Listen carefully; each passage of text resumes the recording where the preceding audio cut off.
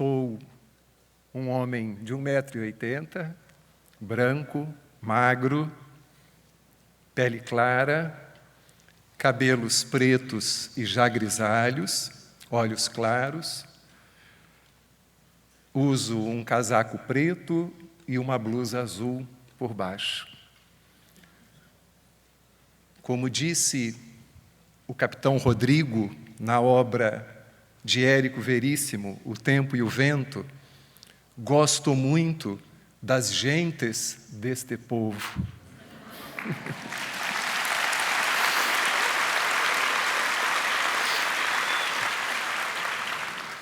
Agradeço a Fergues o convite de novamente vir aqui ao Rio Grande do Sul, estar com vocês.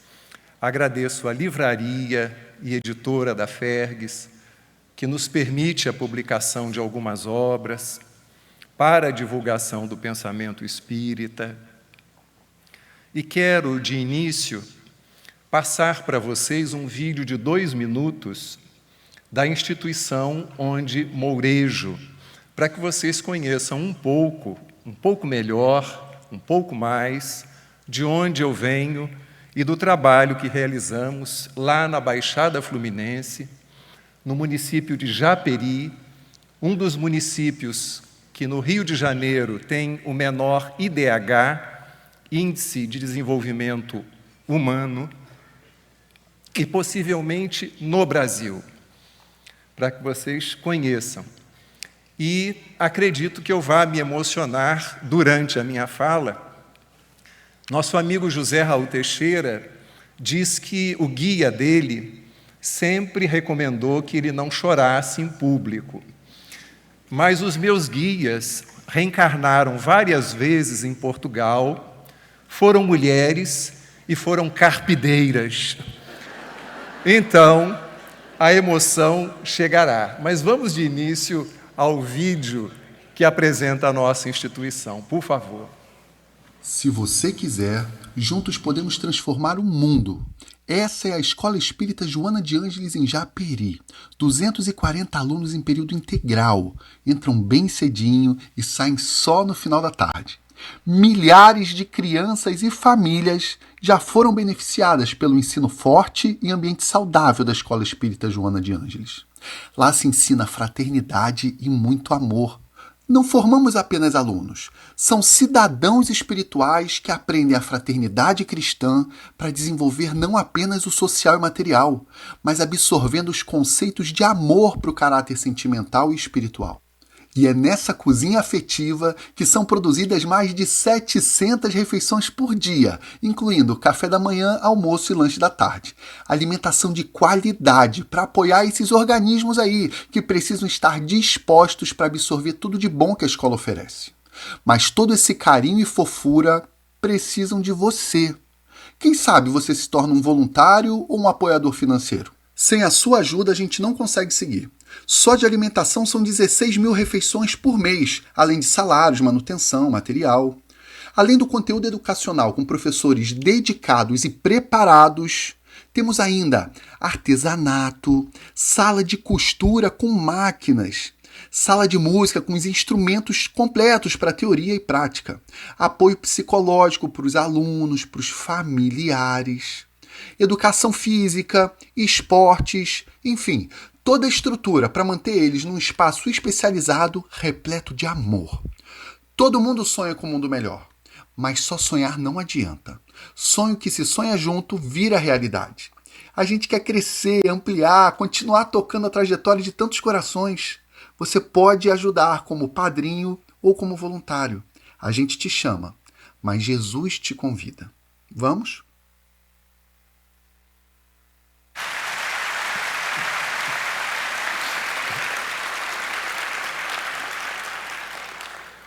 Vamos lá, então. O nosso tema, espiritualidade e saúde, um olhar desde a vida futura.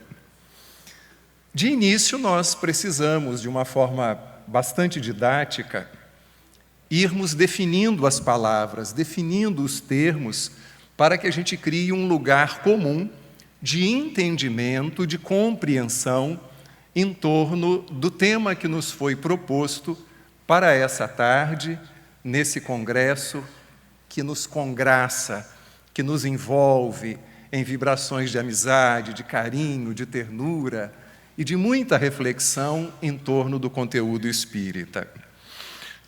Então, nós temos de início esta frase que aqueles que leram a obra Nosso Lar certamente já se depararam com ela no seu prefácio. Em nosso campo doutrinário, precisamos, em verdade, do espiritismo e do espiritualismo, mas muito mais de espiritualidade. Espíritas somos todos nós. Talvez tenhamos aqui também simpatizantes do espiritismo. Tenhamos profitentes de outras religiões, e todos são, foram e sempre serão muito bem-vindos, porque nós espíritas não discriminamos. Pelo menos a doutrina nos ensina a não discriminar, a não ter nenhum tipo de preconceito. Mas, como disse a nossa querida Sandra ontem, certamente nós os possuímos e procuramos nos despir desses preconceitos, na medida em que vamos reconhecendo a incoerência de mantê-los, sobretudo por tudo que o Espiritismo nos ensina e nos toca o coração. O Espiritismo é a doutrina que trata da natureza, origem e destino dos espíritos, assim como da relação deles com o mundo corporal. Nos ensinou Allan Kardec, na obra publicada no ano de 1859, O que é o Espiritismo. Mas encontramos o mesmo codificador na introdução do Livro dos Espíritos, que normalmente muitos pulamos logo para a pergunta número 1. Nós encontramos lá o codificador distinguindo o que é o espiritualismo e o que é o espiritismo, e nos apresentando também uma conceituação sobre o termo alma, nos falando sobre a importância do estudo da doutrina com regularidade, com continuidade, com recolhimento. E já aprendemos que as bases do espiritualismo repousam na ideia de Deus, na ideia da imortalidade da alma e da possibilidade desta alma se comunicar conosco, no espiritualismo em geral.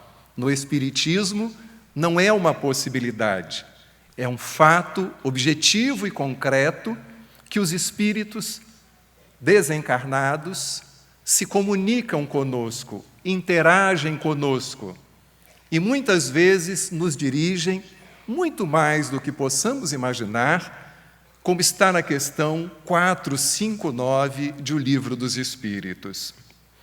Mas o que seria espiritualidade? Porque Emmanuel, no prefácio da obra Nosso Lar, a primeira da série de livros que André Luiz ditaria por intermédio da sua psicografia, vem encarecer a importância da espiritualidade. Vamos então ao significado do termo, a um dos possíveis significados. Espiritualidade é uma busca interior relacionada à conexão com algo maior, à paz interior, ao sentido da vida, com ou sem religião. Pode ser vivida através da meditação, do silêncio, do contato com a natureza, do autoconhecimento ou de atitudes compassivas. É uma experiência individual, íntima e subjetiva.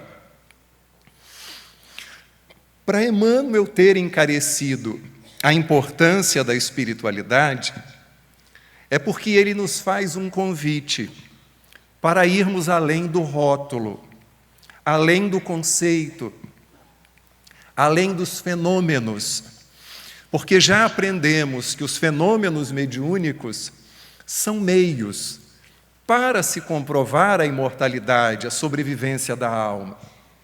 São meios utilizados pelos bons espíritos para nos alertar, para nos confortar, para nos instruir, mas são meios.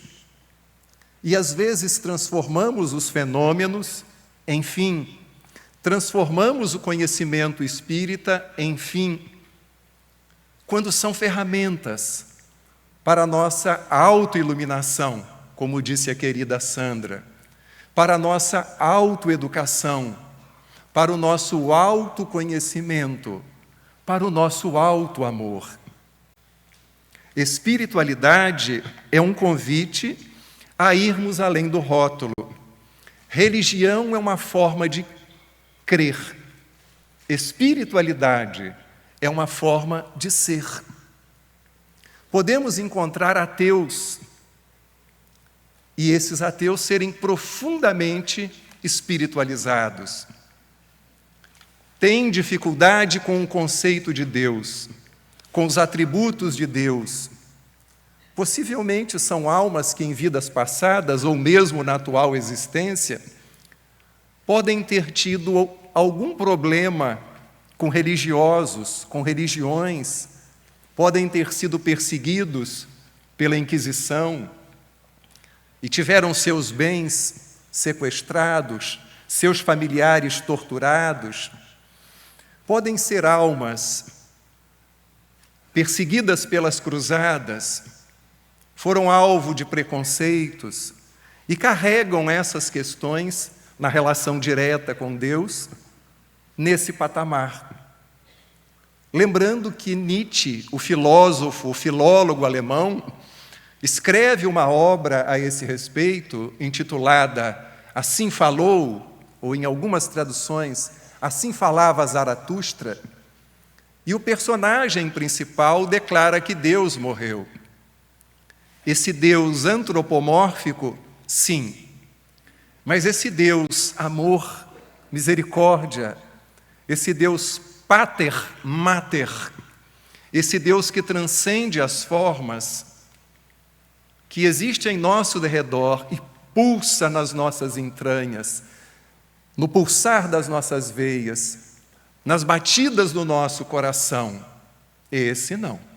Esse permanece vivo, carecendo ser descoberto, conhecido, esperando que com ele estabeleçamos uma relação íntima, amorosa, exatamente como a proposta da espiritualidade, como a proposta da meditação, já trazida por Jason de Camargo, no livro Educação dos Sentimentos, trazida por Carlos Torres Pastorino, nessa obra Impermanência e Imortalidade, trazido por André Luiz, pelo espírito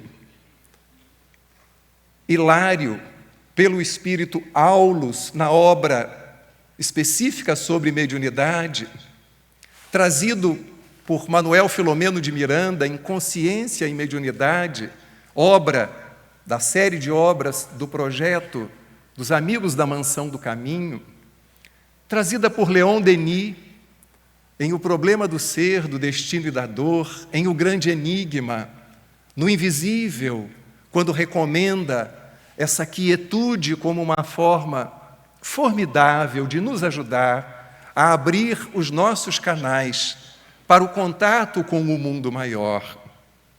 Isso tem a ver com espiritualidade. Mas o que é o espiritual? A coisa espiritual. Normalmente, temos por hábito colocar o espiritual como o antagônico ao material, como se essas duas dimensões não se completassem, não se harmonizassem.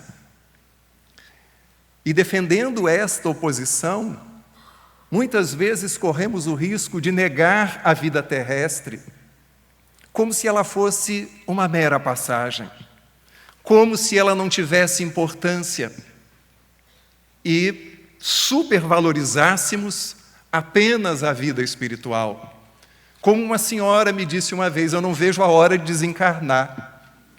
Eu, como assim? Eu não vejo a hora de desencarnar porque eu estou doida para andar de aeróbus em nosso lar. Ela já sabia que ia para nosso lar e já tinha adquirido o ticket para pegar o aeróbus. Vejam vocês. Espiritual não é algo que se opõe ao material. Como nos diz o professor aposentado da Unicamp, Regis de Moraes, nessa obra formidável, Espiritualidade e Educação. Lá ele pergunta o que é espiritual e faz uma releitura, dando-nos um sentido mais amplo para essa palavra. E afirmando que espiritual é a cesta de alimentos que trazemos para os nossos familiares. Espiritual é a panela e o bendito fogo. O tricotar ou limpar do nosso espaço cotidiano. É o trabalho e o salário, a preocupação de escolher candidatos visando ao bem da comunidade e do país. Espiritual é eu entender que o outro tem o direito de pensar diferente de mim, de votar diferente de mim, de torcer por um time diferente do meu, de ter uma forma de expressar a sua religiosidade diferente da minha.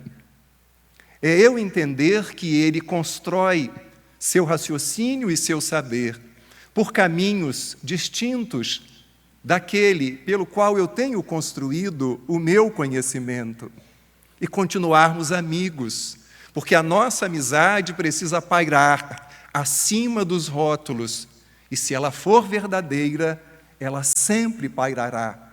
Mas se ela for frágil, eu continuarei amando apenas quem reza pela minha cartilha.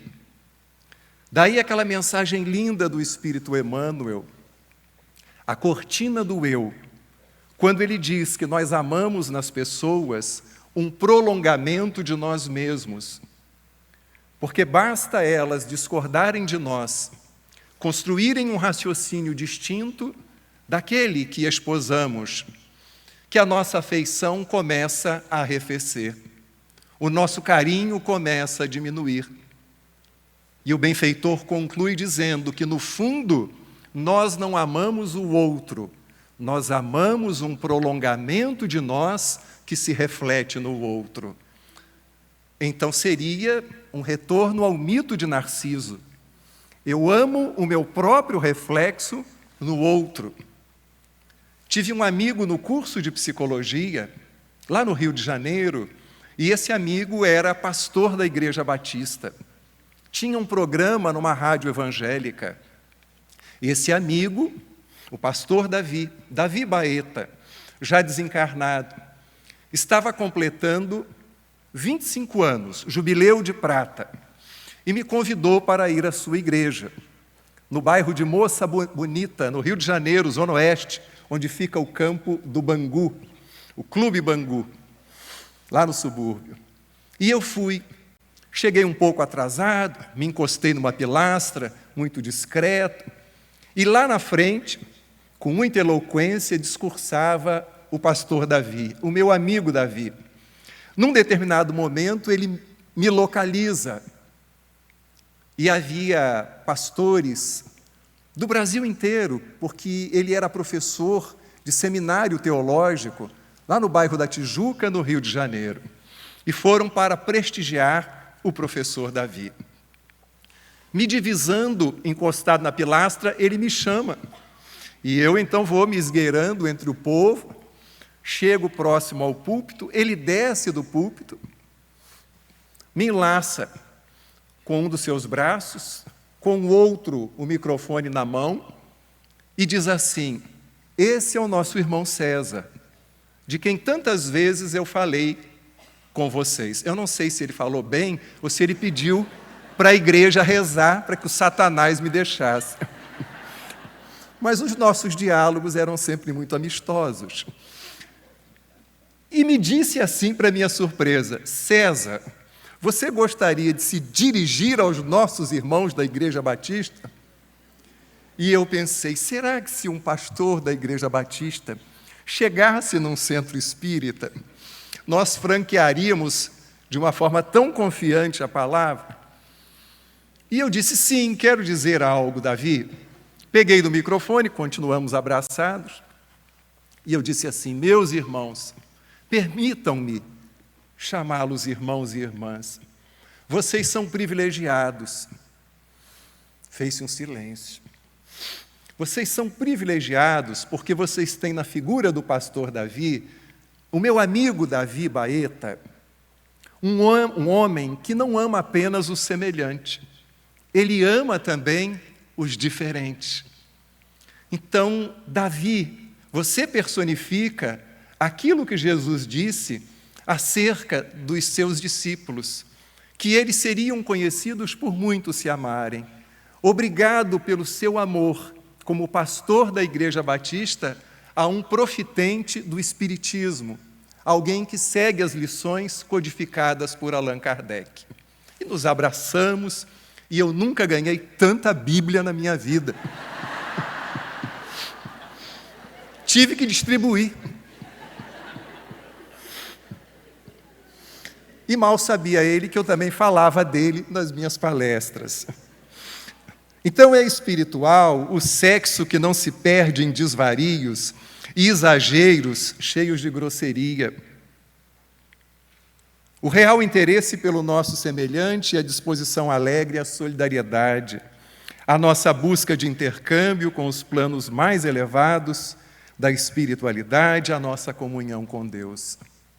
A vida terrestre precisa ser, de forma regrada, com discernimento, sorvida. Porque se nós não precisássemos da vida terrestre, nós não estaríamos aqui reencarnados. Nós estaríamos na erraticidade, aprendendo nas colônias espirituais ou rezando para alguém nos tirar do umbral. Então, se estamos aqui, precisamos valorizar essa passagem, valorizar esse corpo físico, cuidando bem dele.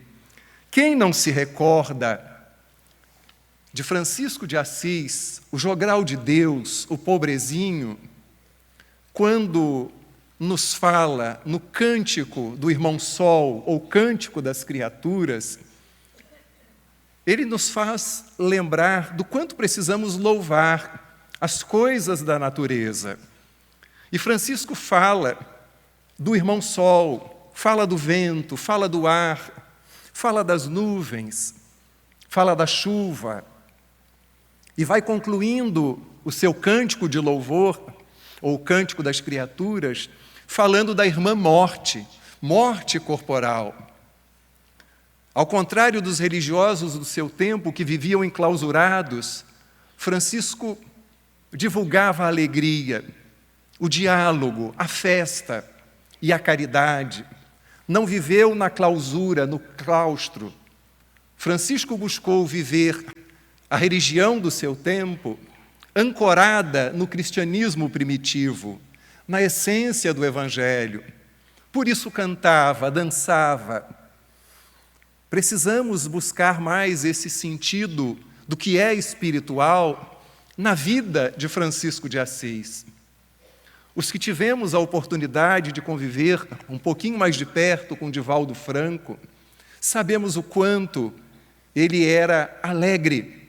Não era uma alegria apenas nas palestras, nos xistes, nas anedotas, para descontrair e entreter. Na intimidade, era uma figura alegre. Chico Xavier, idem. Me lembro de uma palestra de Divaldo, em que, se referindo à alegria, à espontaneidade de Chico Xavier, porque as pessoas vinham os dois juntos e imaginavam, nossa, eles devem estar falando dos planos maiores da espiritualidade, das reencarnações de grandes missionários, ou quem sabe recordando vidas passadas. A gente imaginava isso, que poderia até existir em muitos dos encontros e dos colóquios dos dois. Mas me recordo de Divaldo dizer que um dia, em conversação com Chico, enquanto as pessoas vinham, livros eram autografados, Chico conta para ele o seguinte: a história de um homem que tinha, no portão da sua casa, uma placa escrita: cuidado com o papagaio. E Divaldo: como assim, Chico? Cuidado com o papagaio? Sim. Mas um incauto resolveu descobrir por que cuidado com o papagaio. Avançou portão adentro e encontrou uma placa ainda maior: cuidado com o papagaio. Não satisfeito, ele avançou um pouco mais. E no fundo do quintal havia quase que um outdoor. E num puleiro, um papagaiozinho modesto, simples. E o homem se aproximou do papagaio. Como pode alguém ter posto essa sucessão de cartazes: cuidado com você, louro, olha só. E o papagaio então disse: Rex, pega ele, Rex, pega ele.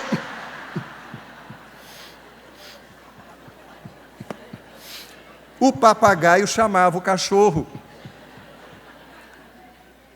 Dá para imaginar Chico Xavier contando isso para Divaldo Pereira Franco? Pois ele contou. E outras cocitas más que fica para depois. Saúde integral, nesse caminhar das nossas reflexões. Precisamos ver saúde integral sob um olhar múltiplo, abrangente, amplo. Saúde no sentido social, as nossas relações interpessoais. E lá na Baixada Fluminense, de onde eu venho, eu sei que aqui no Rio Grande do Sul isso não acontece, maridos enlouquecem esposas, esposas enlouquecem maridos, filhos enlouquecem pais, e pais criam problemas para os filhos e enriquecem a nós que somos psicólogos. É a saúde social, é o trânsito. Meus filhos eram pequenos, fui levá-los à escola e havia uma conversão para a direita, eu embiquei meu carro, já estava atrasado, e veio um outro carro, passou na frente, eu tive que frear, e eu falei: meu Deus do céu, porque sempre a gente acha que a preferência é nossa. O homem ficou na frente e eu, nervoso, eu fico nervoso, quero dizer isso para vocês. Fico. E o homem, então, saiu do carro e veio na minha direção, e eu com os 2 filhos pequenos no banco de trás. Falei: pronto, vai acontecer uma tragédia, esse homem vai brigar comigo, porque quando ele foi à frente, eu pus a mão delicada e gentil para fora do carro e falei: vá, meu irmão, vá, meu irmão. Vá adiante, naturalmente, né, para não revelar o que eu pensei. Ele sai do carro, havia uma senhora do lado dele, o meu carro estava com o vidro entreaberto. Ele abaixa, olha bem nos meus olhos, as minhas pernas já estavam tremendo dentro do carro, e diz assim: o senhor me desculpe, é que eu estou com a minha esposa aí, adoentada, e a gente está querendo chegar logo ao pronto-socorro, eu não aguardei o senhor, né, projetar o seu carro, e estendeu a mão na minha direção. Eu, que esperava uma agressão, fui surpreendido por um gesto de desculpa, de fraternidade, de respeito. Esse homem era espírita, católico, umbandista, candomblessista? Não sei. Mas ele teve um gesto de ternura comigo que eu fui incapaz de ter com ele. Saúde social, saúde com os conhecidos e com os desconhecidos. Cuidar do corpo físico. Como dizia São Francisco de Assis, o nosso jumentinho. Quem não se recorda da história de Frei Leão, que se aproxima dele e diz: Pai Francisco, aqui perto de nós, vive um homem que maltrata muito o seu animal. Ele o deixa várias horas com sede e com fome, E esse animal sofre demais. Não é possível, Frei Leão. Traga esse homem aqui, vamos conversar com ele, vamos ajudá-lo a perceber que não é desse modo que nós devemos tratar os nossos irmãos, os animaizinhos. Pai Francisco, preciso lhe dizer uma coisa, pois então diga, Frei Leão, esse homem é o Senhor. O Senhor não cuida do seu jumentinho, do seu corpo físico. O Senhor o maltrata. E os olhos de Francisco se arregalaram, porque, de fato, em função de tudo o que ele fazia, ele cuidava pouco do irmão corpo. E nós precisamos cuidar. Ouvi uma vez de um paciente: eu prefiro morrer de câncer de próstata a ir num urologista fazer o toque retal. Eu falei, mas meu senhor, as mulheres passam uma vida sendo tocadas, fazendo exames ginecológicos, fazendo preventivo. Morreu de câncer de próstata. Tamanha era a sua ignorância. Então nós estamos no mês do Outubro Rosa. Frequentemente existem campanhas para a saúde do corpo feminino, do corpo masculino.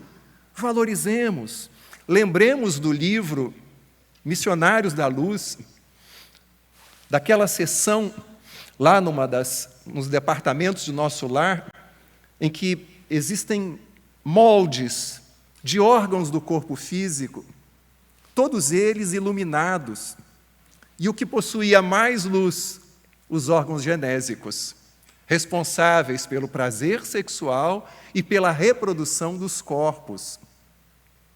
Então, é um investimento das células reprodutoras dos nossos pais, é um investimento da própria evolução, o nosso corpo físico. Tenha ele as limitações que tiver, nós precisamos desse corpo ainda, porque estamos aqui encarnados. Saúde financeira. Eu confesso a vocês que eu não tenho habilidade para ganhar dinheiro. Eu tenho habilidade para encontrar pessoas que precisam de dinheiro, de cesta básica, de atendimento médico, psicológico, encontrar escola para a criança que está sem, para que possa se instruir, possa se educar. Mas o dinheiro, tem um livro do Espírito Emmanuel intitulado Dinheiro, em que ele fala que não é bom nem é mal. Tudo depende do emprego que venhamos a dar aos recursos financeiros. Mas a gente precisa minimamente para sobreviver nesse plano. Saúde ambiental, uma relação que não seja de domínio, mas de integração com a natureza, como essa apresentada por Francisco de Assis no século XIII, de amor à natureza. Todos os seres são nossos irmãos e nossas irmãs. Quem não se lembra da história do lobo de Gúbio, que atacava as pessoas, e chamam Francisco, e ele entra pela floresta e conversa com o irmão lobo, porque entendia a alma dos animais, a linguagem dos animais, e entra com o lobo pelas ruas da cidade, e as pessoas, esse homem é doido. A gente o chamou para que ele desse um fim, mandasse esse lobo embora, e ele traz o lobo para dentro da cidade. Meus irmãos, o irmão lobo só ataca porque tem fome. Vamos alimentar o irmão lobo e ele se tornará dócil, será um amigo. E, de fato, as pessoas atenderam à sugestão, à orientação de Francisco, e o lobo tornou-se dócil, passou a brincar com as crianças da cidade de Gúbio e tornou-se um animal de estimação. Assim era Francisco de Assis, o São Francisco dos católicos, que veio nos ensinar que existe uma vida além, mas é preciso amar também essa vida, apesar das suas impermanências. das mudanças que ocorrem continuamente por aqui. Saúde ocupacional. Quantas pessoas se licenciam, principalmente no campo do magistério, se licenciam pelo esgotamento, pelo estresse, pelas dificuldades causadas por alunos oriundos de famílias disfuncionais. Se licenciam, são deslocados da sala de aula para outras funções e muitas vezes são aposentados pela psiquiatria, nesse mundo de aceleração, de manipulação dos algoritmos, nesse mundo em que nós nos viciamos às telas e abandonamos os livros, ressaltados muito bem pela nossa querida Beth. E agora, inúmeros médicos na área da neurociência vêm nos dizer que a leitura é terapêutica, que a leitura desacelera o nosso pensamento. Se queremos vencer a síndrome do pensamento acelerado, se queremos momentos de pausa, o livro segue sendo o melhor companheiro. A contemplação da natureza, as práticas meditativas, a capacidade de ouvir o outro até o fim sem interrompê-lo, mas não fazendo como uma amiga que foi lá em casa, nós não a víamos há algum tempo, visitou, na verdade, minha sogra. A mulher falou 2 horas sem parar. E só falou dela. E não perguntou nada da gente. Como que a gente estava? Se alguém tinha morrido na família? Se tinha nascido algum bebê? Nada. Ela falou 2 horas sem parar. E comeu bem o lanche que foi servido também. Porque eu, com a minha mente compassiva e nada julgadora, observei isso tudo. Oh, meu Deus!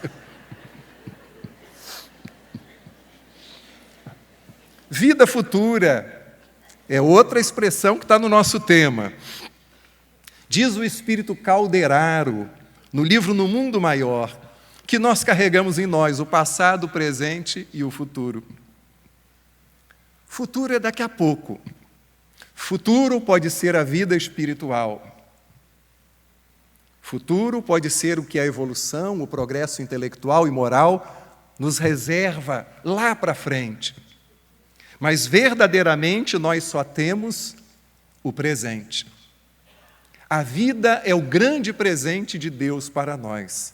Mas o que nós fazemos da vida, eis o nosso grande presente para Ele. E todos os dias, nós temos a oportunidade de transformar a nossa existência num grande presente para o nosso anjo da guarda, para o espírito familiar que nos inspira, para os bons espíritos que nos legaram a doutrina espírita. Temos a possibilidade de presentear a esposa, o marido, com um sorriso, porque às vezes a criatura não sorri. Um amigo me contou que a esposa ficou de mal com ele. E ele fez de tudo para que a esposa voltasse a falar com ele, e nada. Elogiou a comida, elogiou o penteado dela nas idas sucessivas ao salão, elogiou as unhas, até esses cílios que hoje as mulheres usam, e elogiou o fato dela estar na academia, dela estar fazendo dieta, dela ter mudado, e nada da criatura se sensibilizar para perdoar. Ele também não me disse o que ele fez, né? E aí, então, ele teve uma inspiração. Ele foi ao guarda-roupa e começou a tirar toda a roupa. Foi nas gavetas do armário e foi tirando tudo que tinha e jogando. E aí ela, como parece, eu não posso afirmar, tem toque de organização. Você é louco! Como é que pode? Roupa passada, roupa limpa, você está jogando tudo no chão? É porque eu estou procurando algo. O que você está procurando? A sua língua, porque você não fala mais comigo. Aí ela riu. Riu, descontraiu e fizeram as pazes. Então nós só temos o presente e a possibilidade de fazer desse presente uma dádiva. Com o aqui e o agora, nós nos reconciliamos com o nosso ontem. Com o aqui e o agora, nós projetamos o nosso amanhã. Por isso, a vida terrestre precisa ser valorizada. Eu não estou dizendo hipervalorizada e nem posta acima da nossa destinação espiritual. Mas esses são os recursos. Esse é o contexto no qual nós precisamos estar e nos envolver com as coisas desse plano, oferecendo o que temos de melhor, sem perder de vista a nossa destinação. Uma forma de aproveitarmos bem o presente, a dádiva do aqui e do agora, é essa aqui. É uma publicação da AME Rio Grande do Sul, que tem livros extraordinários. Há uma publicação sobre meditação, que, no meu entendimento modesto, é uma referência. E é uma das AMEs, Associação Médico Espírita, do Brasil, das mais produtivas. E numa publicação, a AME do Rio Grande do Sul vem nos dizer que templos religiosos podem transformar a nossa saúde. Em tempos de pós-pandemia, nós temos a possibilidade de atuar nas dimensões de um centro espírita, fazer a retomada, sair um pouco dos meios digitais. O povo brinca, dizendo que algumas pessoas são raiz e outras são Nutella. Então vamos voltar às raízes.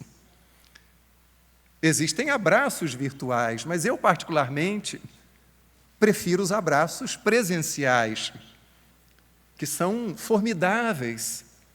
É a possibilidade da gente trocar energia. E é muito gostoso quando a gente faz essa troca. Diferentemente de uma senhora que uma vez se aproximou de mim e disse assim: meu filho, quero te dar um abraço. Eu, claro, eu quero sugar a sua energia. Eu me senti um copo de suco e ela com um canudinho. Minha senhora, não faça isso. Procure um médium mais fofo. Se na ocasião eu já conhecesse o meu querido amigo Vinícius Lousada, eu diria: abrace o Vini. Abrace, porque tem fluido sobrando, tem muito afeto. No meu caso, se a senhora sugar, não vai sobrar nada. Eu vou evaporar. Vai virar éter, minha senhora. E ela riu e eu acho que serviu para ela pensar.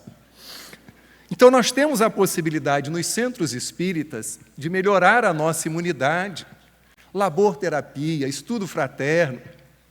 E esse exercício que nós fazemos de calar ou de falar com educação, mesmo usando essas máscaras às quais Sandrinha aludiu. Mas esse é um espaço, diz Guilhom Ribeiro, que foi presidente da FEB e tradutor das obras de Kardec, disse através da mediunidade de Júlio César Grande Ribeiro, médium de Vila Velha, Espírito Santo, que o centro espírita é um espaço prioritariamente de encarnados. Os espíritos têm as esferas, as colônias, e é óbvio, são muito bem-vindos nos centros espíritas. Mas esse é um espaço nosso. Os espíritos não vão pintar as paredes. Os espíritos não vão fazer campanha para arrecadar fundos. Eles não virão evangelizar as crianças e fazer as palestras. Eles fazem por nosso intermédio, envolvendo-nos, inspirando-nos na preparação e na execução. Segundo essa pesquisa, a oração reduz o cortisol, que é o hormônio do estresse. A oração melhora a nossa gratidão, porque libera a serotonina. O perdão estimula as endorfinas. Nossa força interior é despertada. Ninguém está dizendo que ela só o será na frequência a um centro espírita, porque não é fora do centro espírita que não há salvação. É fora do bem, é fora do amor, é fora que não há salvação. É fora do amor ao próximo. Existem práticas também que antigamente eram chamadas de terapias alternativas. Hoje elas são práticas integrativas complementares. O Ministério da Saúde do Brasil e outros ministérios espalhados pelo mundo afirmam que essas práticas são complementares aos tratamentos convencionais. Elas não vieram para substituir os tratamentos médicos, mas elas precisam ser conhecidas. E também não estamos aqui dizendo que todas elas deverão ser incorporadas à dinâmica de um centro espírita. Não. Elas precisam ser conhecidas. E certamente alguns de vocês que aqui se encontram presencialmente nessa tarde e nos acompanhando pela internet, já lançam mão de algumas dessas práticas e são capazes de dar um testemunho, um depoimento em torno da eficácia ou não delas. Me recordo que, olhando pela internet a programação do Centro Espírita Caminho da Redenção, era aniversário da mocidade do grupo jovem Nina Arueira, na cidade de Salvador, Centro Espírita Caminho da Redenção, anexo à Mansão do Caminho. E o encontro de jovens na Mansão do Caminho começava pela programação com uma aula de yoga. Então agora todos... Não estou falando isso. Estou dizendo que a gente precisa conhecer. Manuel Filomeno de Miranda não viria falar, num capítulo portentoso, na obra Consciência e Mediunidade, sobre a importância da meditação, junto ao exercício da mediunidade, se ela de fato não tivesse eficácia. Universidades europeias, americanas e brasileiras têm estudos que comprovam a sua eficácia. E Allan Kardec nos disse em A Gênese que o Espiritismo caminharia par e passo com o desenvolvimento das diferentes ciências. Se essas demonstrassem estar o Espiritismo em equívoco, o Espiritismo se abriria para incorporar essas descobertas, essas inovações, esses avanços. Então, não estamos aqui a dizer que o Espiritismo, enquanto doutrina, esteja com qualquer atraso, mas ele nos convida a dialogar com a ciência. E se algumas dessas práticas possuem comprovação científica, no mínimo, mereceria da nossa parte um olhar menos preconceituoso, um pouco mais de abertura, essa condição de seres aprendentes. Um outro tema que me parece que também tem menos valia nos nossos arraiais é esse aqui. Parece que se a gente não se matar de tanto trabalhar, de tanto fazer palestra, de tanto dar passe, de tanto escrever livro, de tanto incorporar espírito, a gente vai para um umbral.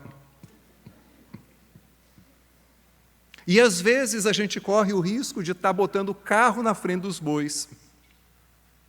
O trabalho é lei da natureza, mas as próprias leis humanas que regulam o mundo do trabalho estabelecem períodos de descanso. Até o texto bíblico, que naturalmente a gente entende que é simbólico, fala que no 7º dia Deus descansou. Claro, eu trabalho e o meu Pai trabalha, disse o Cristo. O trabalho é uma bênção.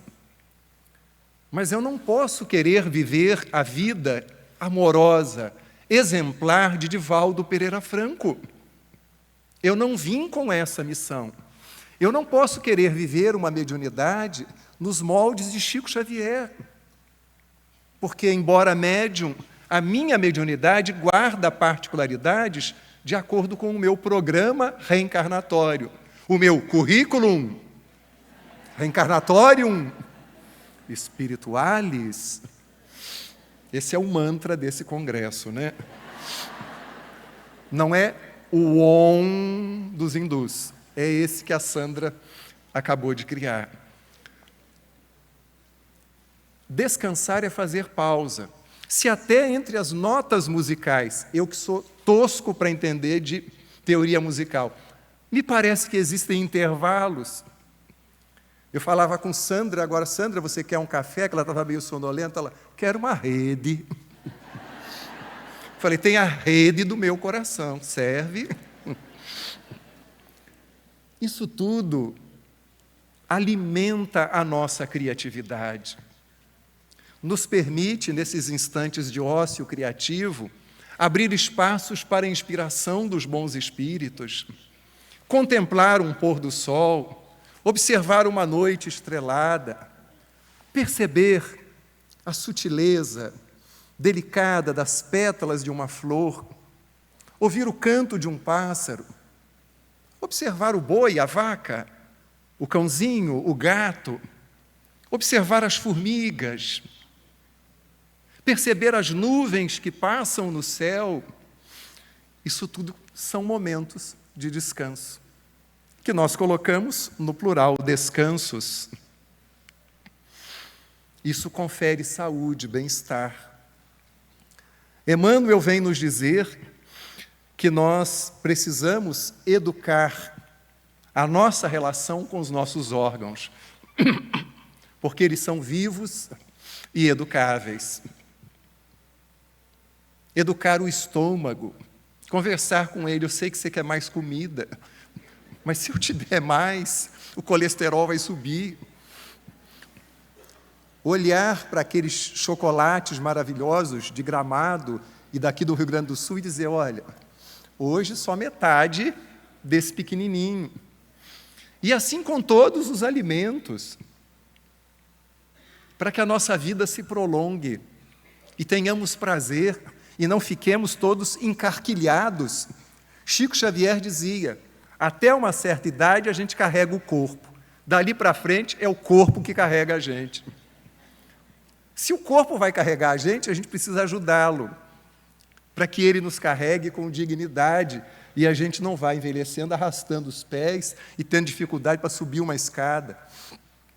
Tem um amigo, professor aposentado, tem 90 anos. Tem 90 porque ele é do magistério de antigamente. Se fosse desse, eu acho que ele já teria desencarnado. E eu perguntei para ele, Lidiênio, ele tem um livro, A Educação à Luz do Espiritismo, foi um dos primeiros livros com essa temática. Qual o segredo? Eu não te vejo em academia. Você é um homem lúcido, pensa com lógica. Eu vejo você andando aqui no centro, caminhamos com humildade na cidade de Nilópolis, terra da Beija-Flor. Você nunca desfilou na Beija-Flor. Como que você tem essa saúde toda? E ele me disse, tudo que eu posso fazer andando, sem ter que pegar o carro, eu ando. Se o médico não é no 15º andar, é no 3º, no 2º, eu subo as escadas. Então eu me movimento, César. Por isso cheguei aos 90 e, pasmem, o homem só fez cirurgia de varizes, porque andou tanto, ficou tanto tempo em pé, que deu varizes. Então os nossos órgãos são educáveis. Conversemos com eles. Meu coração, não sei porquê, bate feliz. Conversemos com o cérebro, conversemos com os olhos que não estão enxergando direito, conversemos com a nossa língua, com o olfato, com os nossos pulmões, conversemos com os joelhos que parecem dobradiças de porta, um tanto quanto enferrujadas. Conversemos.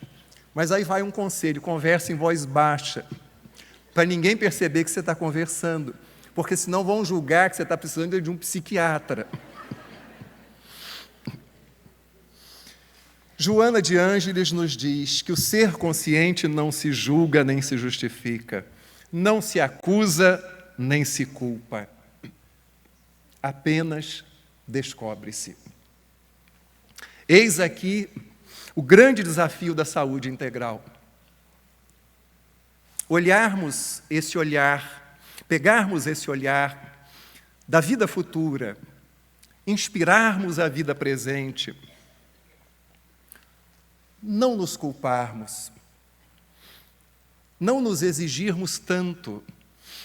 Se o verdadeiro espírita se reconhece pelo esforço que faz em domar suas más inclinações, tenhamos cuidado para que esse esforço não lembre aqueles movimentos dos religiosos enclausurados da Idade Média, que se autoflagiciavam, se autocastigavam e viam nos desejos do corpo, nos instintos, alguma coisa ruim, demoníaca.